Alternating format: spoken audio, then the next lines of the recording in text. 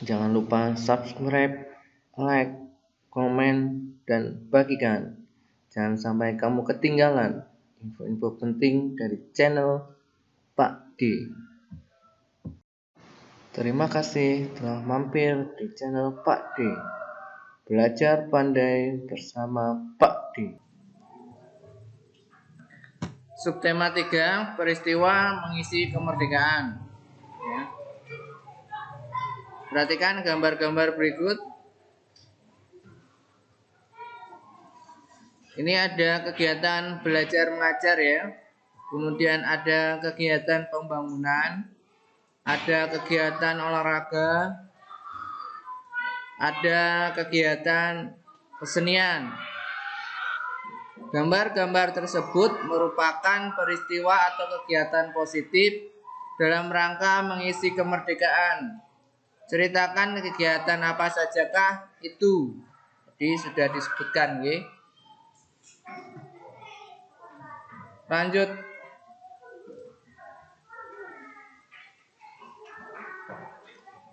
Ke halaman 151.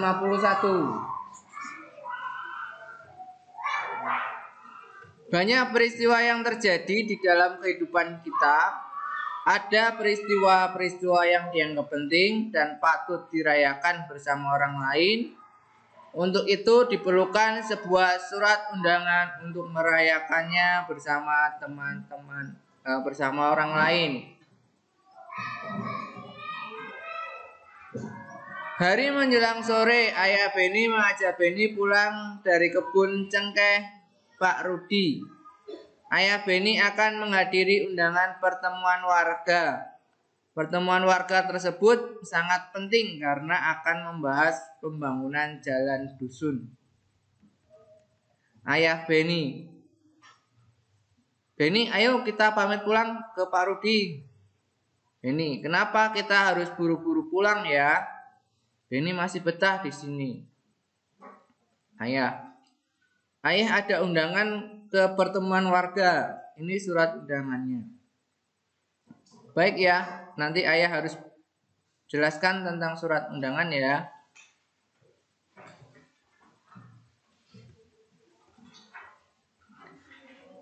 Ini contoh surat undangan resmi ya.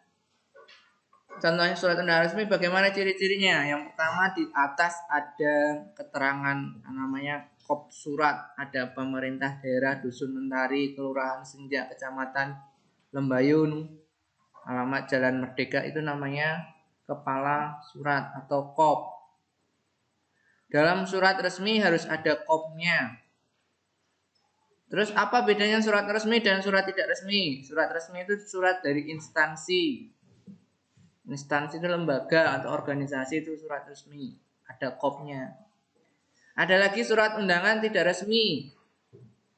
Yaitu surat, biasanya kamu surat-suratan sama temenmu. Ya. Nopo sing sering surat-suratan.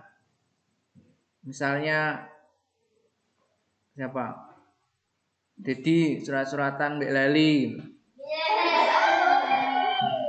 Itu bukan resmi ya. Atau surat undangan ulang tahun, misalnya Leli ulang tahun, mau undang teman-teman satu kelas, itu nggak perlu ada kopnya, nggak perlu ada di atasnya itu ya, yang depan itu namanya kop. Ya itu nggak perlu ada itu. Ya.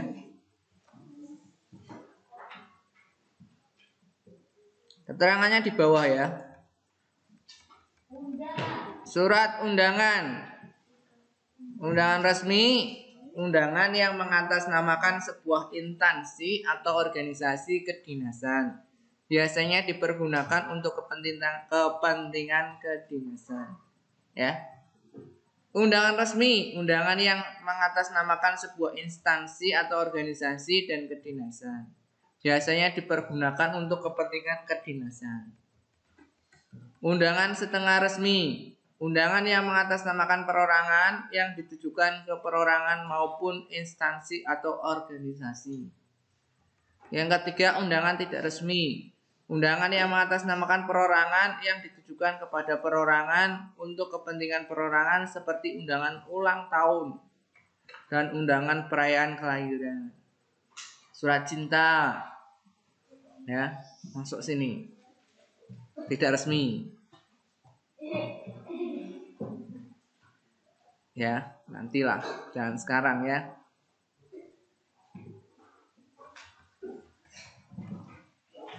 Terus, ayo mengamati, perhatikan kembali surat undangan diterima Ayah Beni. Menurutmu termasuk jenis surat undangan yang manakah surat tersebut?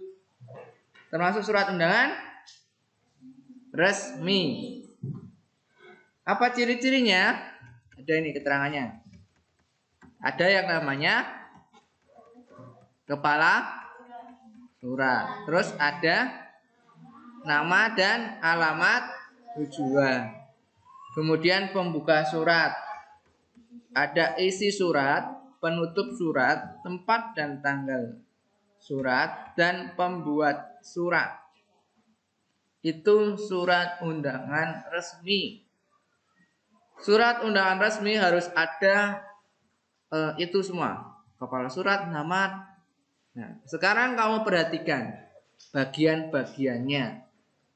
Jika nanti kamu disuruh membuat surat undangan resmi, kamu sudah nggak usah bingung. Harus ada yang namanya kepala surat. Oke? Diperhatikan dulu. Kepala surat, kemudian nama dan alamat tujuan, pembuka surat dengan hormat atau selamat pagi bisa, atau dengan datangnya surat ini bisa. Ya, ini nama dan alamat tujuan kepada YTH Bapak Hermawan, alamatnya Dusun Mentari RT 1 RW 10, Kelurahan Senja, Kecamatan Lembayung. Itu nama dan alamat tujuan. Ya. Kemudian dengan hormat, itu termasuk pembuka. Dengan ini kami mengharapkan kehadiran Bapak, Ibu, Saudara, Saudari pada hari Minggu tanggal 30 Oktober 2016 waktu 15.00 WIB waktu Indonesia Barat, tempat Balai Dusun Mentari. Keperluan pembahasan pembangunan jalan dusun. Ini contoh surat undangan resmi, nggih. Keperluannya itu. Demikian undangan ini kami sampaikan. Sekian dan terima kasih. Ini namanya penutup surat. Kemudian harus ada tempat dan tanggal surat. Lembayung 25 Oktober 2016. Gampang Pangel, gampang. Yang penting ada bagian-bagian itu termasuk surat resmi. Oke. Terus piye Pak Guru nek disuruh membuat? Ya sesuai dengan tempat tinggalmu, misalnya organisasi Karang Taruna, yang dhuwur ya pemerintah daerah. Karang Taruna Dusun Seseh misalnya. Alamatnya mana? Itu kamu garis bawahi thread, itu namanya kepala surat. Oke? Terus kemudian surat kuwi kanggo siapa? Buat siapa? Bapak Hermawan Dusun Mentari. Ya, itu bagian-bagian surat nanti dicatat dan dipelajari. Berikutnya, pernahkah kamu melihat surat undangan yang diterima ayah dan ibumu? Dapatkah kamu menentukan bagian-bagian di dalamnya? Perhatikan beberapa contoh surat undangan berikut, lalu lakukan petunjuk kegiatannya. Yang pertama, tandai dengan warna merah contoh surat undangan resmi, contoh surat undangan setengah resmi, dan contoh surat undangan tidak resmi. Nah, surat undangan resmi itu biasanya ada yang namanya tadi kop.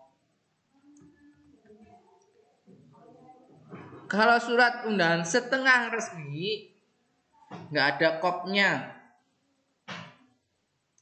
Kemudian surat undangan tidak resmi itu bebas, ya.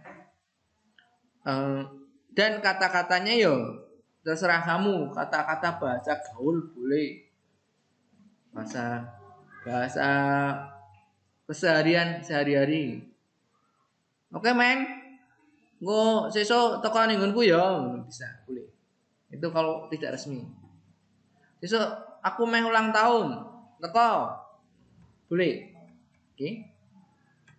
Itu contoh undangan resmi dan tidak resmi, setengah resmi. Kalau setengah resmi hampir sama seperti surat undangan resmi, tetapi tidak ada kop atau kepala surat.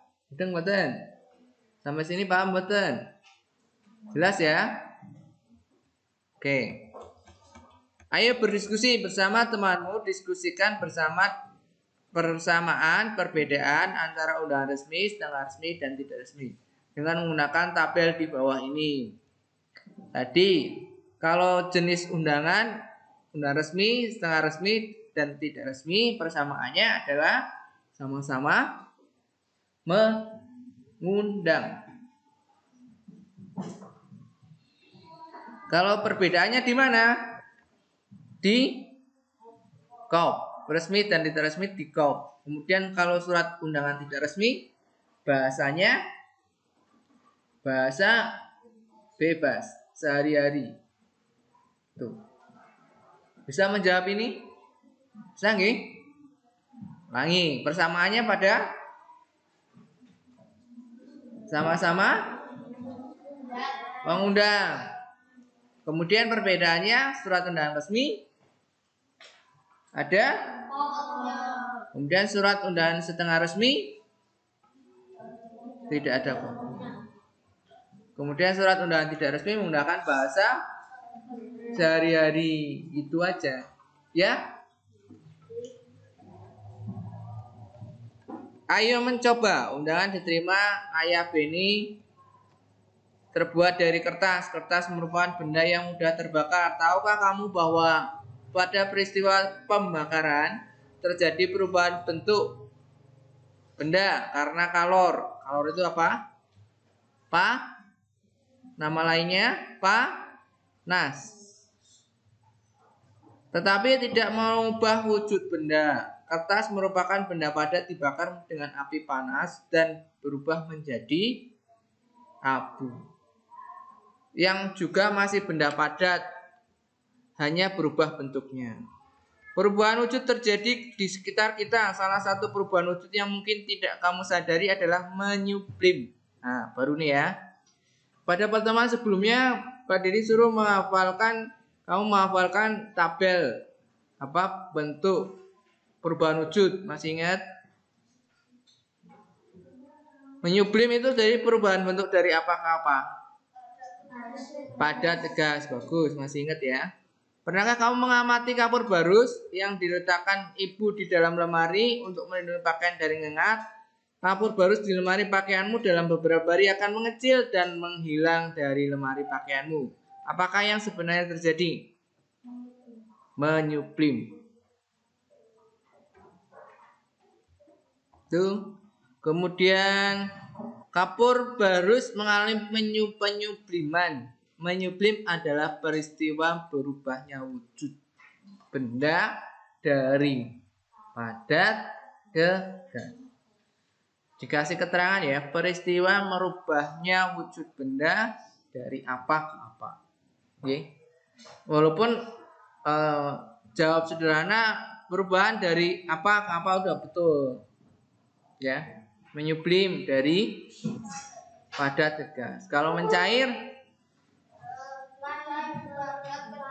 cair. Kalau mengembun,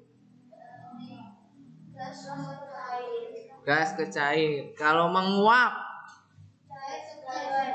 cair ke gas. Mengkristal, dari gas ke padat. Ya. Ini ada percobaan mengamati bersama ya. Bisa lah ya.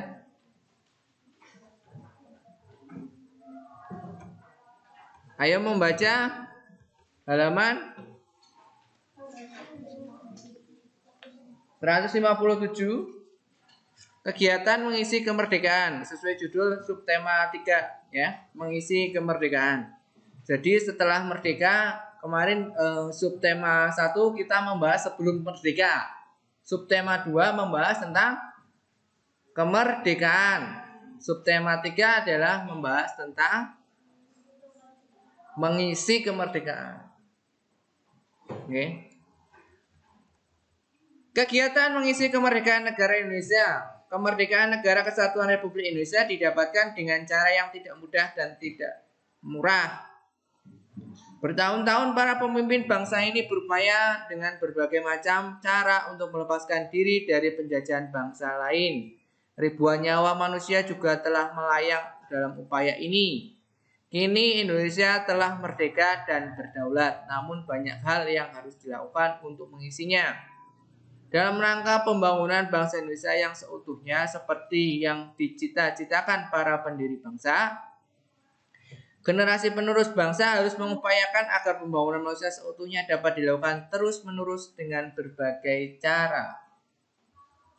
Cara-cara yang dilakukan antara lain mencintai dan bangga menjadi bangsa Indonesia. Hal ini dapat dimulai dengan memahami dan mengamalkan nilai-nilai dalam Pancasila sebagai dasar negara dan mengenal budaya bangsa sendiri. Rasa cinta tanah air dan bangsa dapat dipupuk dan dilakukan dengan kegiatan-kegiatan sederhana, seperti mengunjungi berbagai daerah di Indonesia, mengenal cara hidup dan nilai-nilai kemasyarakatan. Selain itu, kemerdekaan harus diisi dengan membangun kualitas manusia Indonesia. Para pemuda hendaknya dapat menggunakan masa kemerdekaan bangsa dengan menuntut ilmu setinggi-tingginya dan berkarya untuk membangun negeri sendiri. Berbagai ilmu dan teknologi hendaknya dikuasai untuk memajukan kehidupan berbangsa dan bernegara dan untuk menuju masyarakat Indonesia yang sejahtera. Ya, berarti di sini ada penggunaan kata baku dan tidak baku. Misalnya kosakata pembangunan. Untuk mencari di kamus, caranya kamu cari huruf paling depan P ya. Kemudian diurutkan setelah ketemu P, PE. Ya. Setelah PE ketemu PEM. Nanti ketemu pembangunan.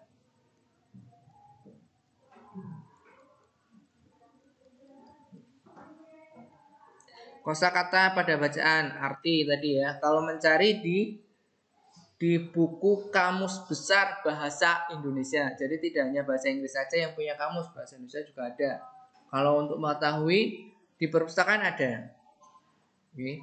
Kalau mencari kata-kata sulit di perpustakaan ada 3. Ayo menulis. Pahami bacaan di atas, kemudian kemukakan pendapatmu tentang sumbangsi atau kegiatan yang dapat kamu lakukan dalam rangka mengisi kemerdekaan Republik Indonesia. Halaman 159. Kegiatan untuk mengisi kemerdekaan.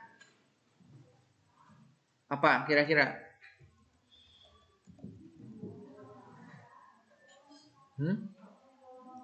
Tadi olahraga, kamu berusaha dengan semangat yang luar biasa mengikuti lomba, itu sudah menunjukkan kegiatan mengisi kemerdekaan. Kamu belajar hari ini itu merupakan bentuk mengisi kemerdekaan, ya, dengan yang baik. Kemudian kegiatan kesenian, ya, ikut tari prajuritan, ikut tari buto, ikut kegiatan kesenian apa, nonton kegiatan wayang kulit, itu juga bentuk mengisi kemerdekaan dengan kegiatan yang baik, ya. Kalau bermain petasan, ya baik, berbahaya. Pertama, berbahaya untuk tanganmu, ya. Yang kedua, tidak ada manfaatnya. Yang ketiga, berbegi tonggoni, ngaget-ngageti wong. Ya, lebih baik uang yang kamu gunakan untuk beli petasan itu digunakan untuk beli jajan, beli buku, ya, sehingga kemampuanmu meningkat, bertambah. Jadi kesimpulan apa yang kamu dapat dari hasil diskusi dengan teman-temanmu, bahwa mengisi kemerdekaan dengan kegiatan-kegiatan yang positif. Apa saja? Belajar dengan kegiatan olahraga, kamu juara, apalagi tingkat nasional, internasional, mengibarkan bendera merah putih, itu bangga sekali. Ya, membawa nama baik sekolah, lomba tingkat kecamatan juara, itu juga mengisi kemerdekaan dengan kegiatan yang positif. Kemudian kegiatan pembangunan, ini juga kegiatan yang mengisi kemerdekaan yang positif ya. Pembangunan infrastruktur, jalan raya, pembangunan jembatan, bangun rumah, ya, pembangunan pasar, pajak untuk membangun jalan dan jembatan, ya, pajak yang kita bayar. Jadi orang tuamu punya tanah, tiap tahun itu membayar namanya pajak. Kita punya kendaraan juga kita membayar pajak tiap tahunnya. Ya, kalau sepeda motor sekitar 100-200 ribu lah tiap tahun. Kalau tanah tergantung luasnya dan letaknya. Kalau letaknya di daerah pedesaan mungkin ya sekitar paling bayar pajaknya 25.000, 30.000 ya, setiap tahun. Nah, uangnya buat apa?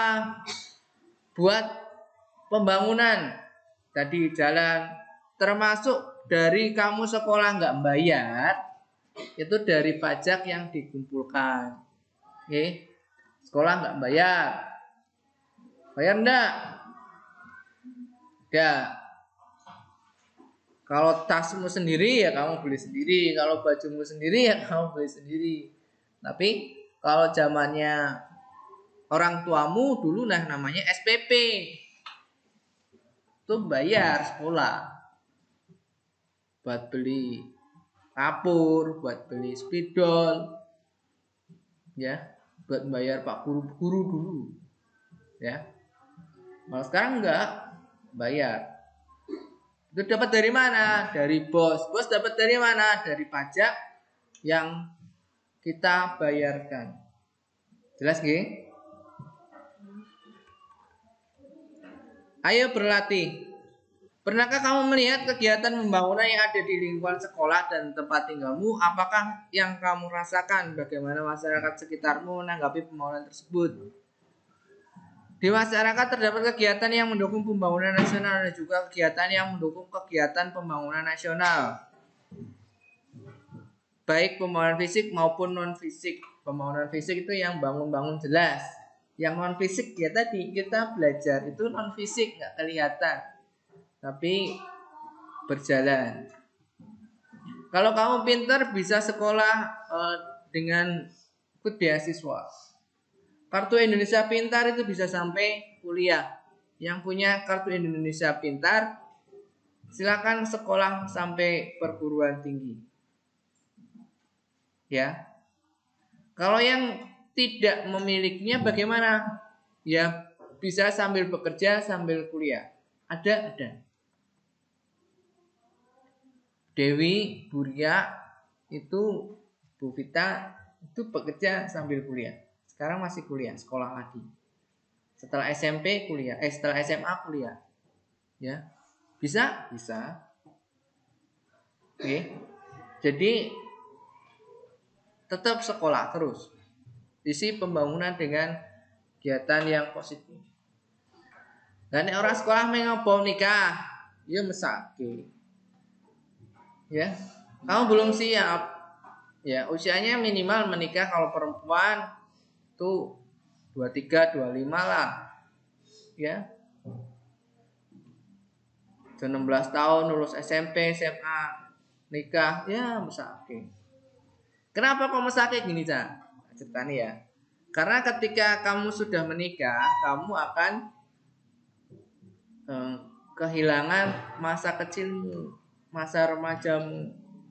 Kamu sudah bertanggung jawab ngurusi suami, ngurusi istri, golek date, ya. Terus ngomong, wala. Nah, kapan seneng-senengi? Ya sekolah dulu, kuliah, kerja. Sudah mapan, sudah siap, minimal usia 23 untuk perempuan, 25 untuk laki-laki, silakan menikah. Sudah mateng usia itu. Terus akibatnya apa? Ketika kamu kecil menikah, jelas reproduksi organnya belum siap untuk mengandung atau hamil dan punya anak. Akibatnya apa? Nanti anakmu nggak pinter. Gitu, karena belum siap. Tapi kalau kamu udah siap, usia 25 nikah, itu bagus, pas. Secara mental, secara kejiwaan kamu udah siap. Oke, gitu ya. Lanjut. Informasi dapat kamu peroleh dengan melakukan kegiatan berikut. Yang pertama, studi pustaka. Studi pustaka itu mencari di buku, surat kabar, majalah atau artikel di internet. Kemudian diskusi. Bisa dilakukan diskusi kelompok kecil, diskusi kelas. Saling mencari informasi. Kemudian wawancara, melakukan wawancara kepada orang lain yang memiliki pengetahuan seperti guru, sejarawan. Itu untuk mencari ilmu-ilmu bisa lewat itu. Ya, pertama studi pustaka, diskusi, dan wawancara.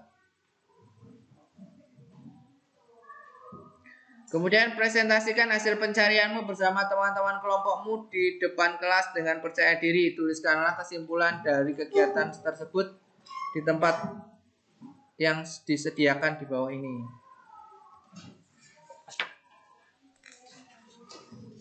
Ya. Kemudian renungkan undangan tadi ya, undangan surat ajakan dari seseorang untuk menghadiri suatu acara. Undangan adalah surat ajakan dari seseorang untuk menghadiri suatu acara. Ada 3, yaitu surat resmi, setengah resmi, dan tidak resmi. Demikianlah pembelajaran 1 subtema 3 tema 7.